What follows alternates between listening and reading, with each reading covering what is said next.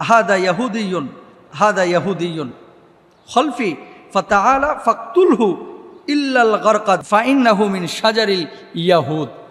আবু হুরায়রা রাদিয়াল্লাহু তাআলা আনহুর হাদিস। সেটা কি? ততক্ষণ পর্যন্ত কিয়ামত সংগঠিত হবে না যতক্ষণ পর্যন্ত না মুসলমানদের সঙ্গে ইহুদিদের যুদ্ধ হবে। মুসলমানগণ তাদেরকে হত্যা করবে, ফলে তারা পাথর বা গাছের পেছনে লুকিয়ে থাকবে। তখন পাথর বা গাছ বলবে, হে মুসলিম, হে আল্লাহর বান্দা, এই তো ইহুদি আমার পেছনে লুকিয়ে আছে, এসো তাকে হত্যা করো।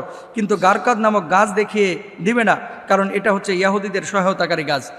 পাথর সাক্ষী দিবে যে এখানে ইহুদি আছে, কিন্তু এই গারকাদ গাছ এটা হচ্ছে মূলত ইহুদিদের লুকানোর জন্য, ইহুদিদেরকে সেভ করার জন্য।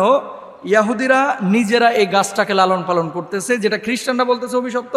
এবং রাসূল সাল্লাল্লাহু আলাইহি ওয়াসাল্লাম যখন খাইবার জয় করেছিলেন, এই গারকাদ গাছ কিন্তু খাইবারের মাঠের আশপাশে ছিল, সব আল্লাহ রাসূল সাল্লাল্লাহু আলাইহি ওয়াসাল্লাম কেটে সাফ করে ফেলাইছিলেন, এই গাছ রাখা যাবে না। ওমর ফারুক রাদিয়াল্লাহু তাআলা আনহু যখন খলিফা, উনি গোটা আরবে এই গারকাদ গাছ কেটে একেবারে সাফ করে ফেলাইছিলেন।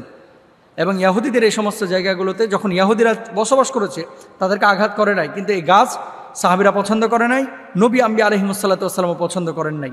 সুতরাং গারকাদ গাছের এই গোপন রহস্য, এটা মূলত রাসূল সাল্লাল্লাহু আলাইহি ওয়াসাল্লাম বলছেন কি, তোমার হাতে যদি একটা গাছ থাকে, এমন অবস্থায় দেখছো কিয়ামত শুরু হয়ে গেছে, গাছটাকে রোপণ করে দাও। কারণ কি?